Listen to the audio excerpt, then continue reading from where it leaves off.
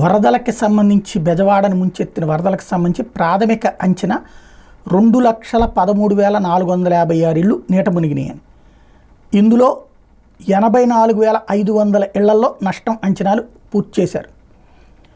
ఇకపోతే ఇందులో అసలు లెక్క చెప్పండి ఈనాడు రాసుకొచ్చినటువంటి వార్త లేదా ప్రభుత్వం ఇచ్చిన ప్రకటన ఏమో వేల ద్విచక్ర వాహనాలు, కార్లు, ఆటోలు పాడాయి. ఎన్ని వేలు అనేది రాయలేదు. ఎన్ని వేల టూ వీలర్లు, ఎన్ని వేల త్రీ వీలర్లు, ఎన్ని వేల కార్లు అనేది రాయలేదు.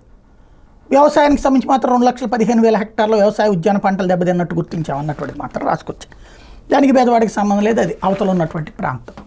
మెయిన్ అసలు టోటల్గా ఇప్పటికి కూడా రాసుకుంటున్నది ఏంటంటే ఎన్యూమరేషన్లో మీకు 2 వీలర్ ఉందా, 3 వీలర్ ఉందా, 4 వీలర్ ఉందా, ఉంది, అది పాడైందా లేదా, నెంబర్ 1. ఫ్రిడ్జ్ ఉందా, పాడైందా, మునిగిందా, లేకపోతే గ్యాస్ పొయ్యి ఉందా, పాడైందా, మునిగిందా, ఇవే రాసుకుంటున్నారు ఇట్లాంటివే.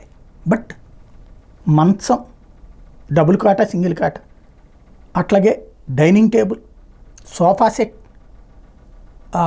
చాలా ఇళ్లల్లో ఇన్వర్టర్లు ఉంటాయి, అలాగే వాటర్కి మోటార్లు ఉంటాయి, అలాగే బట్టలు కట్టు బట్టలతో వచ్చారు.